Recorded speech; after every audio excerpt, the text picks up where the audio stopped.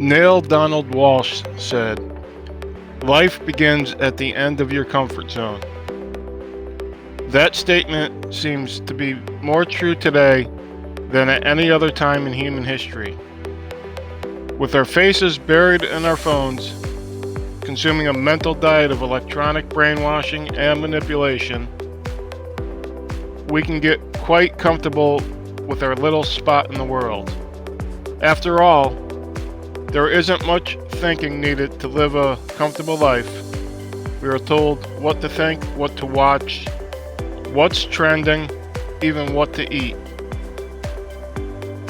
We have come to expect a certain level of comfort in our lives. After all, that's exactly what our handheld masters have told us to desire and embrace. As long as we receive this morphine-like slow drip of the known, we stay comfortable and therefore paralyzed, unwilling or unable to live life to the fullest. The end of your comfort zone, though, that's a whole different form of living.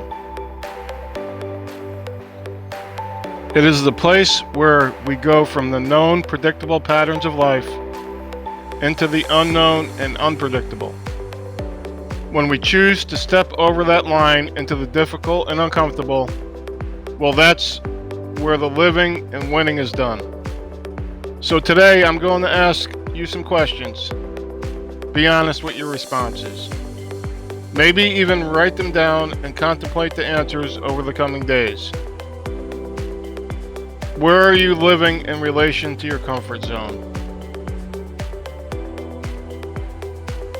First question. Do you enjoy a life where nothing changes? Or do you wonder if you could live a life of adventure? 2. Do you prefer being told how to live? Or do you prefer making your own decisions? 3. Do you hire an expert when something needs fixing? Or do you want to test the limits of what you know? 4. Do you believe you are ordinary? Or do you know God created you to be extraordinary? Most people choose to live in their comfort zone. They never seem to venture out beyond what seems certain. Maybe they don't know that they can. They get comfortable and stop pushing on the limits of their dreams.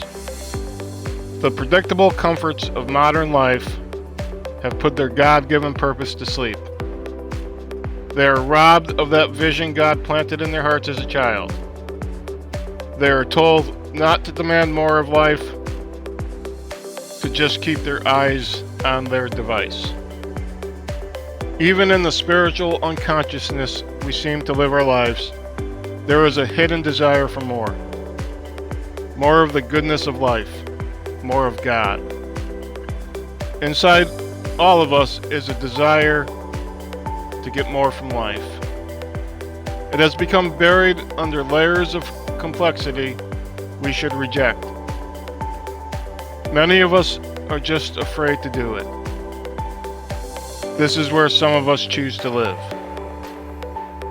But for God's chosen and awoken, there is something different. It's a deliberate attempt to run away from the spiritual jail cells that surround us. We get up every day trying to get away from the ordinary. We run from the comfort zones erected all around us, fighting with every essence of our being, not only to keep ourselves free, but to open the eyes of the lost and help them to their spiritual feet so that they too can join the fight. We enjoy the challenge of growing and getting better every day. We trust that the fight and the struggle will make us stronger. We move with purpose towards the end of our comfort zone. This is where our senses are alive, where we live life to the full. This is where we are in the will of our Creator and Savior. Where are you? Where do you want to be? Where are you heading? These are questions each of us must ask and answer for ourselves each and every day.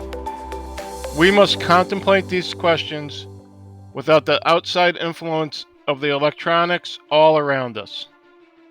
Learning to live a life beyond the everyday societal trappings of TV, internet, junk food, social media, and other influences that keep you down is a life planned just for you, a life beyond your wildest dreams. It's a life of accomplishment, success, and fulfillment. It is a life that isn't always easy, comfortable, or predictable, but it's a life worth living. To find it, you simply need to break free. You need to develop a God-centered and directed self-reliance, realizing that you are a unique creation. It is a spiritual battle. Suit up with the full armor of God and join the battle until He returns. Thanks for joining me at Renewed to Win. Remember, maybe everything you have ever believed doesn't actually matter to what is truly real. And if you have found this helpful, please like, subscribe, or share. Thanks.